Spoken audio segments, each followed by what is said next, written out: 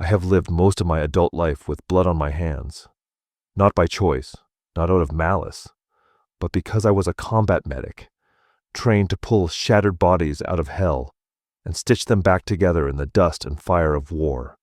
For years, my battlefield was a place where explosions could tear apart a convoy in the space of a heartbeat, and where the difference between living and dying often came down to how steady your hands stayed under fire. I learned to crawl through sand and smoke with nothing but a tourniquet and a prayer, to hold the life of a brother in arms in my grasp while bullets cracked overhead. I learned how fragile the human body was, how quickly it could betray you, and how much strength the soul could still muster in the middle of chaos. I thought, after all that nothing would ever truly shake me again. I had seen young men die with their rifles still clutched in white-knuckled hands. I had seen burns so deep the skin peeled like paper, lungs filled with smoke, limbs torn away by hidden IEDs. I had sat in helicopters with the blood of friends soaking into my uniform as I pressed my fingers into wounds that no textbook had ever prepared me to face. And somehow, through it all, I kept going. I told myself that if I could survive that, if I could keep my mind intact through years of deployments, then there was no emergency room on this earth that could break me. But I was wrong. When I came home and transitioned into civilian medicine, the ER became my new battlefield. The fluorescent lights replaced the desert sun. The whir of monitors replaced the scream of incoming artillery. But the urgency was the same. Life hung in the balance with every second, and I knew how to live in that rhythm. I knew the cadence of chaos. I became the medic they called when things spiraled out of control, the one who stayed calm when others faltered, because I carried with me the weight of war. And nothing in a city hospital could ever be worse than what I had seen. At least, that's what I believed. It was a belief that gave me a false shield, one that would eventually shatter in a way I never expected. The night that case came through our emergency room doors, I understood for the first time that the shadows of combat don't stay behind on foreign soil. They wait, and they follow, and they rise when you least expect them. And they rise in places that should be safe, even in the heart of a hospital. The patient that night wasn't carried in by screaming medics or pulled from burning wreckage. It started with something ordinary, almost deceptively so. The call came through triage. A middle-aged man, unconscious, found at home by his wife who swore he'd just collapsed out of nowhere. She thought it was a heart attack. Simple words that we hear a dozen times a week. My team moved quickly, routine, prepared for chest compressions, prepared for the familiar race against cardiac arrest. But when they wheeled him through those doors, I felt something. A heaviness in the air, the same way the air shifts right before an ambush. The fluorescent lights seemed sharper, harsher against his pale face. His wife's sobbing echoed too loud in the sterile space. And when I leaned over his body, when I put my gloved hands against his chest and listened for the rhythm that wasn't there, I knew this wasn't going to be routine. Not for me. Not for anyone in that room. I could feel my training kick in, muscle memory guiding each motion. Compress, breathe, check rhythm, push the drugs, repeat. But as the minutes stretched, as his body remained limp under the assault of our efforts, my mind began to betray me. Images flickered behind my eyes. Other men, other bodies, other nights when I fought against the inevitability of death in places far from here. The lines blurred between desert sand and linoleum tile, between the weight of a flak vest and the weight of my scrubs. And as the beeping of the monitor flatlined into a steady, piercing tone, something in me broke open. This man was not a soldier. He was not my brother in arms. He was a husband, a father, an ordinary man who had gone to bed in his home and never woke up. And yet, in that moment, I was back on the battlefield, back in the dust and smoke, fighting against the impossible, losing again. It was as if the war had followed me, disguising itself as a civilian emergency, but tearing me apart just the same. I stood there, sweat dripping down my back, gloved hands trembling slightly despite the years of discipline, and I realized nothing had prepared me for this. Not combat, not training, not survival against all odds. Because this wasn't just about saving a life. This was about facing the truth that even in peace, even in the supposed safety of home, death comes just as swift, just as merciless. And it does not care how many battles you've already fought. That night marked the beginning of a story that would haunt me, a case that would unravel me in ways I still don't fully understand. And though I have carried so many memories from the battlefield, it is this one, this single case from the emergency room, that still wakes me in the night, soaked in sweat, staring at the ceiling, wondering what it meant. Because the truth is, in all my years of war, I thought I had already faced the worst humanity could offer. But this case taught me that horror does not only belong to battlefields. It can walk into your hospital, lay itself upon your stretcher, and leave you with questions that no amount of training can ever answer. And it all began that night, with the man whose heart betrayed him. And with the shadow that followed. We worked his body for nearly 20 minutes before the attending called it. I had been in that position countless times, hand pressing down on a chest that stubbornly refused to rise on its own, hearing ribs crack under the relentless rhythm of compressions. But something about this man resisted the finality of death. Even as his skin cooled under my gloves, even as the monitor screamed that flatline, I couldn't shake the feeling that he was still somehow suspended between worlds, that we were intruding on a threshold he had not fully crossed. When the attending said, "Time of death, 11:43 p.m., the room exhaled in collective silence. Nurses removed lines, disconnected tubing, began the ritual of undoing everything we had just tried to force upon him. His wife's sobs from the corner hit me harder than any sound I'd heard in combat. Out there, in war, grief was stifled, contained. Soldiers rarely had time to weep. But here, in this room, her grief filled every inch of sterile air, raw and unrestrained, a sound that clawed at something buried deep inside me. She clutched his hand like it was the only lifeline keeping her from drowning. Her fingers shook violently, and between gasps she whispered his name over and over, as if speaking it could drag him back.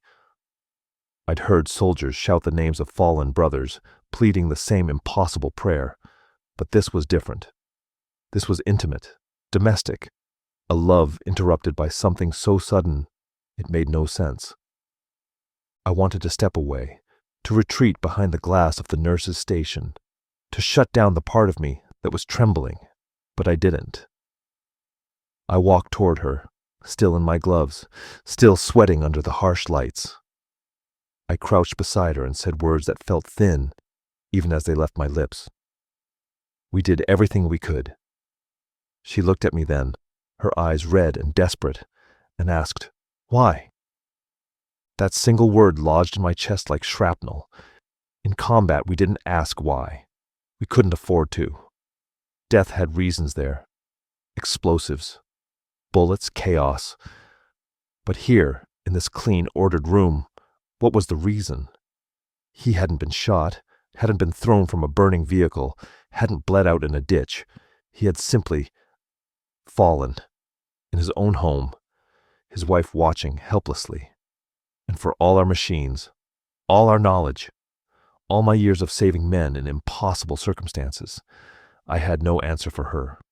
The autopsy later said, sudden cardiac arrest of unknown origin. Those words did nothing to quiet her grief, and they did nothing to quiet the storm inside me. I couldn't stop replaying it, couldn't stop dissecting each step we took that night. The compressions, the shocks, the epinephrine. Every move matched the book, yet still he slipped away, I lay awake for nights afterward, thinking of him, not the man he had been alive. I knew almost nothing about him, save that he had a wife who loved him. But the man as he looked on that table, pale, still, unresponsive under my hands. The more I tried to leave him behind, the more he followed me. His face lingered in the dark corners of the ER when I bent over other patients. His wife's broken voice echoed when I tried to fall asleep. I began to wonder if it wasn't him haunting me, but something else. Something threaded through all the deaths I had witnessed, waiting for me to finally notice it. One night, maybe a week later, I caught myself staring at the cardiac monitor of a completely different patient, an elderly woman with pneumonia. She was stable, breathing with oxygen support, nothing out of the ordinary.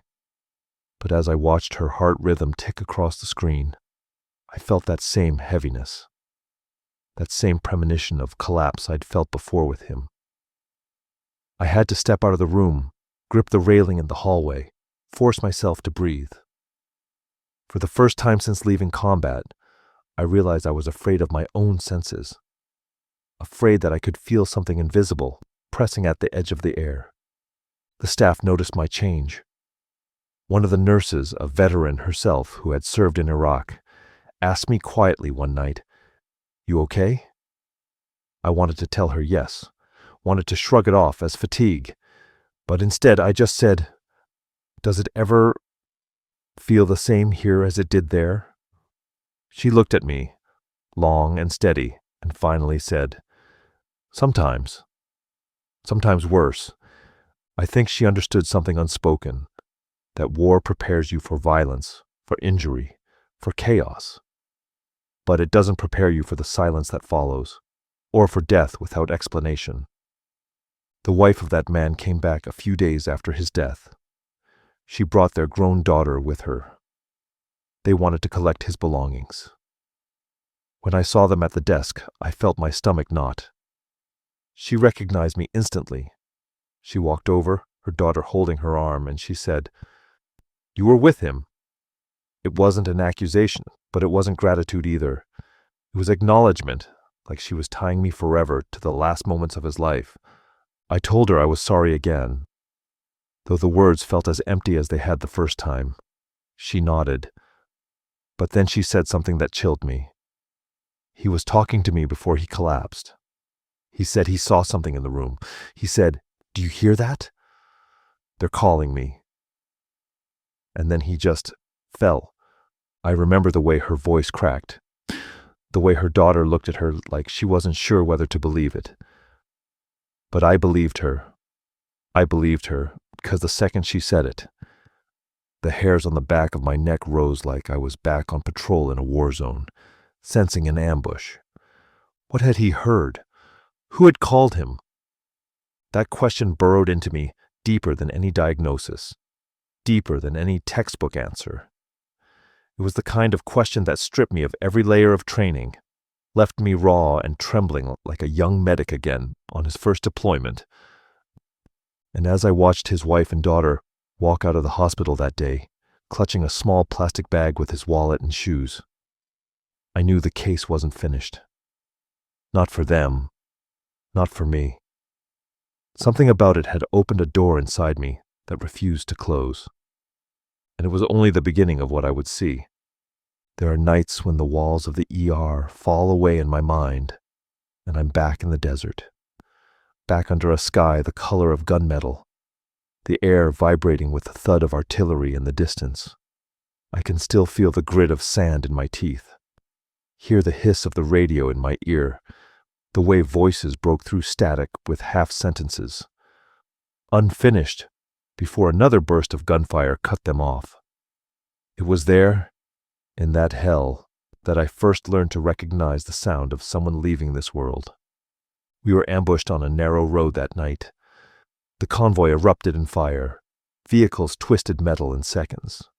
I crawled out from behind what was left of a Humvee, my aid bag bouncing against my back, ears ringing so loud I thought I'd gone deaf. But then I heard it. Faint at first, then clear. voice calling. Not shouting, not screaming, but steady, like someone whispering my name through smoke. I followed it.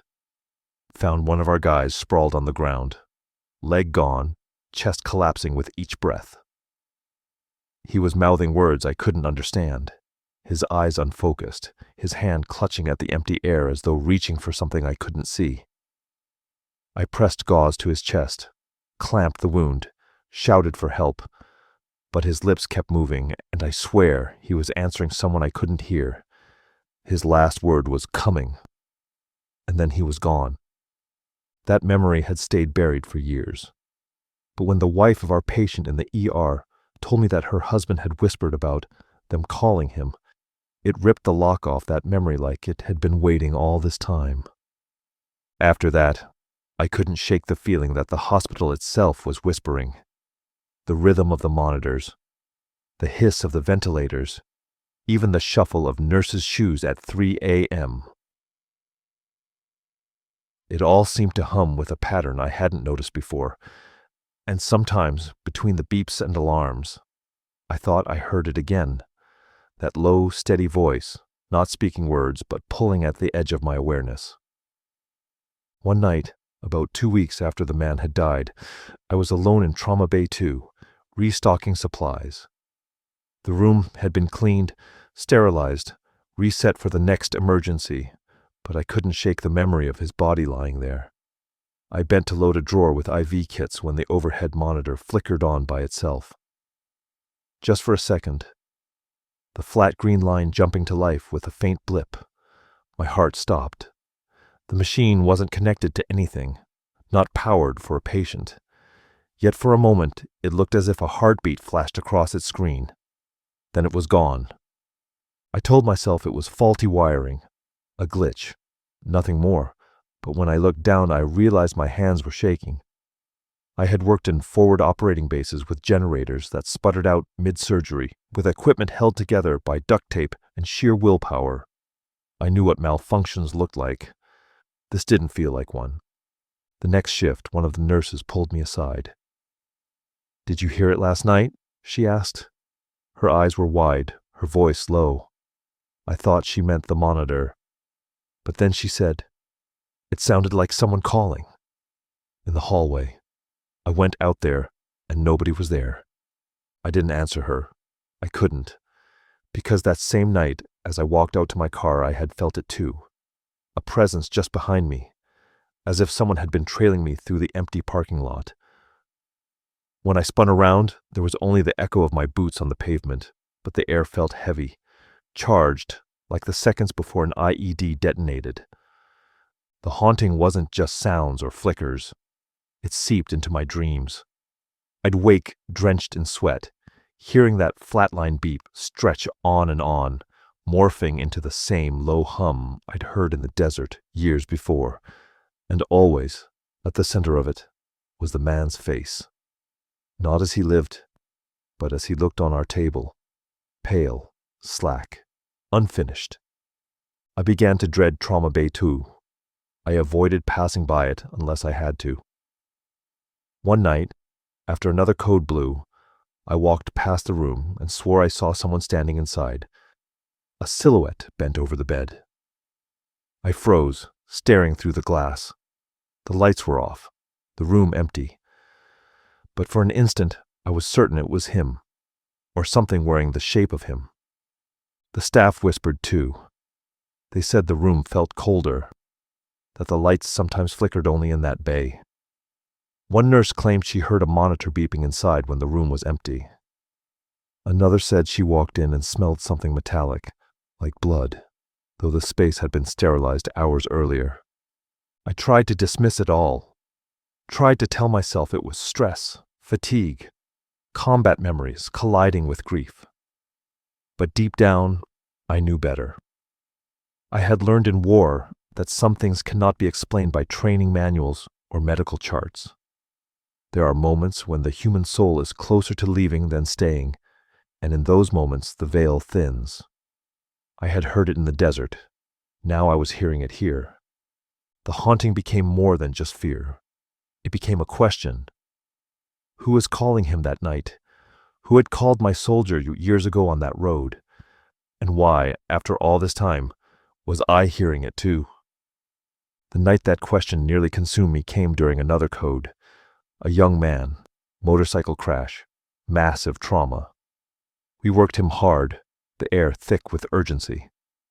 As I pressed into his chest, sweat stinging my eyes, I heard it again. That low hum, that whisper, not in the room but inside my head.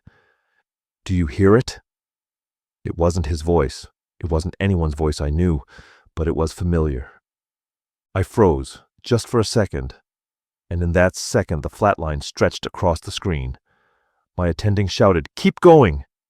And I snapped back, pumping, fighting.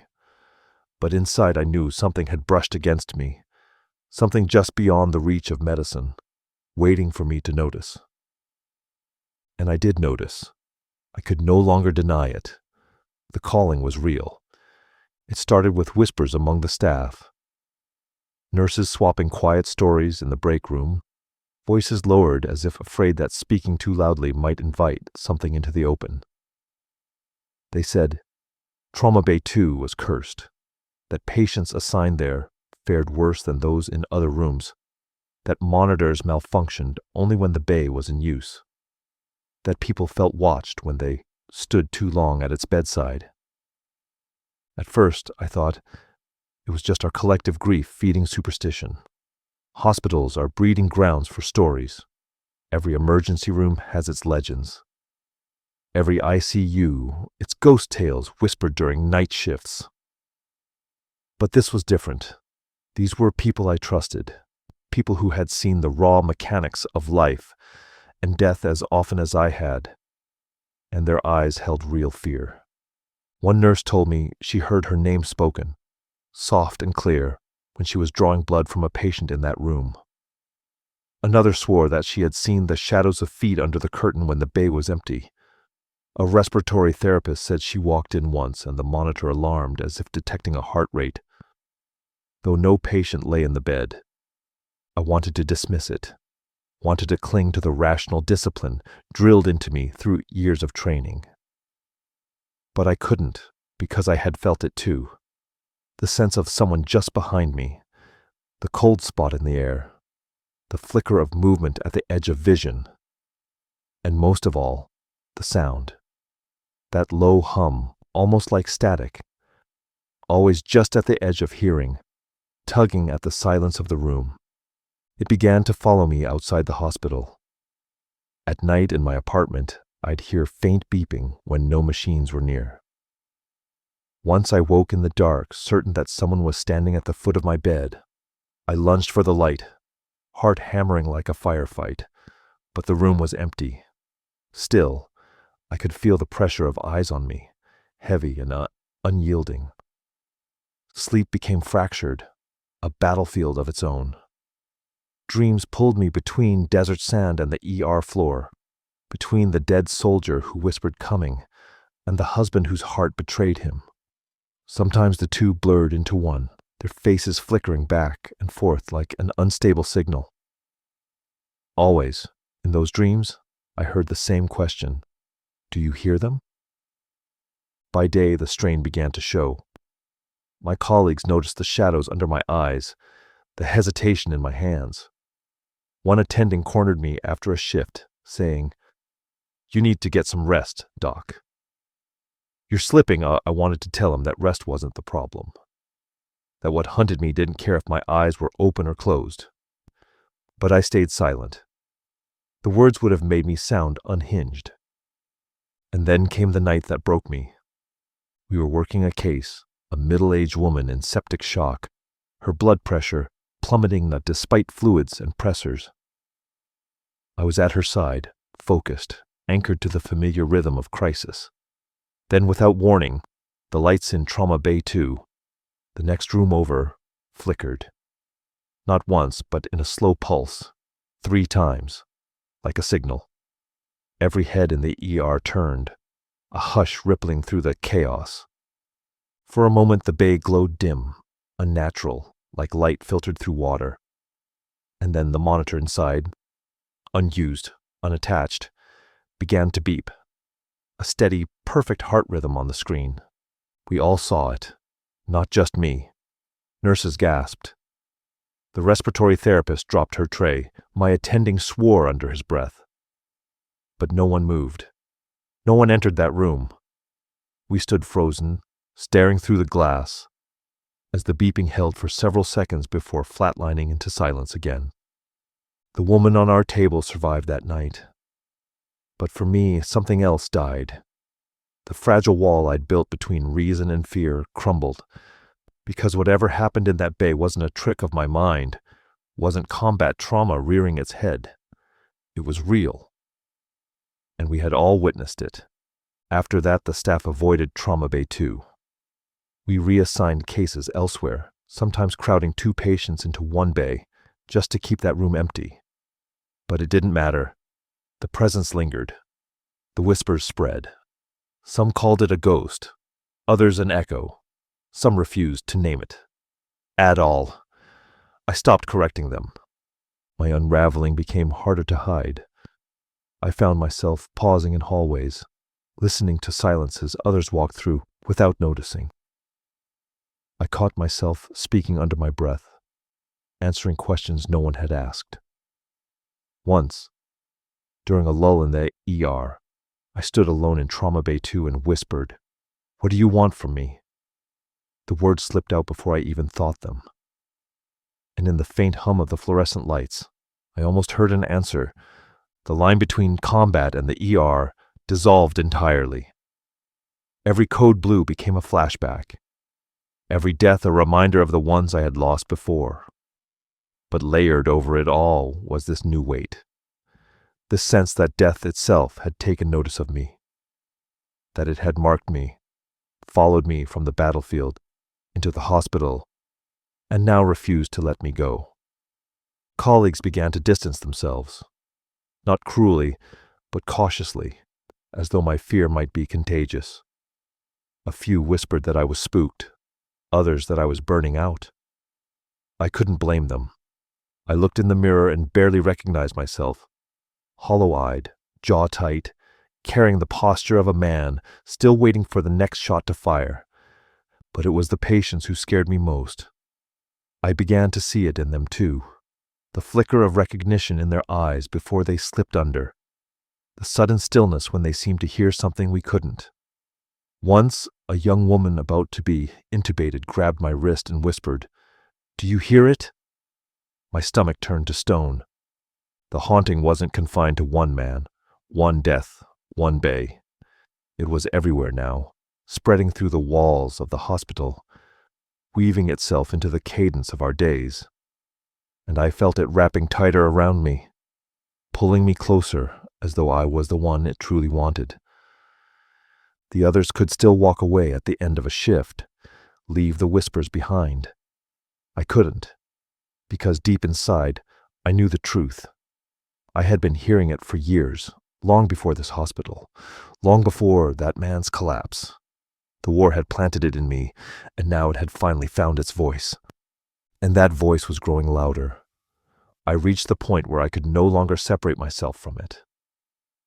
The ER was supposed to be a place where I lived by protocols, guided by charts, algorithms, checklists. A world of certainty built on procedures designed to tame the chaos of mortality. But now, even in the middle of an ordinary shift, I felt the rules unraveling. Medicine no longer felt like a wall between me and the void. It felt like a thin veil, fraying, ready to tear. I began to avoid Trauma Bay 2 entirely. Other doctors rotated through, but I would find excuses. Delegate, trade assignments. Still, it haunted me. Every time I walked past its glass doors, my reflection stared back at me, superimposed over that empty bed, and I wondered which one of us was the ghost. One night, I was charting alone when the overhead lights dimmed, just slightly, like a cloud had passed over the sun. But there were no windows in that part of the ER. I froze, pen in hand, as the silence thickened. And then I heard it, clear as I had ever heard it in war or in that cursed bay. A voice, not outside me, but inside, threaded through the marrow of my bones. Do you hear it? I dropped the pen, my body locked, every instinct screaming fight or flight. But there was no enemy to confront, no battlefield to orient myself on. Just that voice, low and steady, a ripple of sound carrying across years and continents, across the desert and the sterile hospital floor, across the dead soldier and the husband with the betrayed heart. I wanted to answer no, to deny it, but the truth tore itself from me in a whisper. Yes. And in that moment, I felt something pass through me, like cold water filling my lungs. My vision blurred, my pulse thundered in my ears, and for a heartbeat, I thought I was dying right there, slumped over my own chart. Then it was gone. The lights steadied. The hum of machines returned. But I was left trembling, drenched in sweat, staring at the ink-stained page where my handwriting had frozen mid-sentence. I staggered outside into the night air, needing distance, needing the sky above me. The parking lot was empty, silent except for the buzz of street lamps. I tilted my head back, searching for stars that the city had drowned, and I felt so small, so powerless. Like a medic again, crawling through smoke and sand. Except this battlefield had no coordinates, no map, no enemy I could see. In the weeks that followed, the haunting quieted but never left. It was subtler now. A shift in the air, a flicker of sound, a patient's eyes widening before they coded. My colleagues stopped mentioning it too, as though silence itself was a form of defense. But I carried it with me everywhere. I thought about leaving medicine, thought about walking away from the ER entirely. But deep down, I knew the truth. It wouldn't matter. You can't walk away from what follows you. You can't outrun a shadow that's already inside your chest. I found myself thinking often about his wife, the way she had clutched his hand, the way she had whispered his name, and most of all, the way she had told me about his final words. They're calling me. Those words echoed louder than the alarms, louder than the flatlines. Because I knew, with a kind of certainty I couldn't explain, that he had heard what I had heard. And maybe, in his final moments, he hadn't been afraid. That thought both comforted and terrified me. Comforted me because maybe death was not empty. Terrified me because if there was something waiting, it was already aware of me. Sometimes, when I walk down the halls at night, I hear echoes of boots on tile that aren't my own, as if the war has followed me step by step into this new world. Sometimes, when I place my stethoscope to a patient's chest, I swear the sound beneath the rhythm is not a heartbeat but a voice. And sometimes, when I close my eyes at home, I dream of standing in a desert that suddenly dissolves into fluorescent light, and in both places the same presence waits. I don't talk about it with anyone. Not my colleagues, not my family. They wouldn't understand. Maybe they'd call it trauma. PTSD, ghosts of war. Maybe they'd be right. But I know what I've felt. I know what I've heard.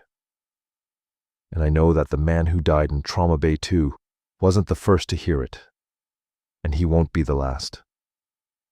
Medicine taught me to believe in science.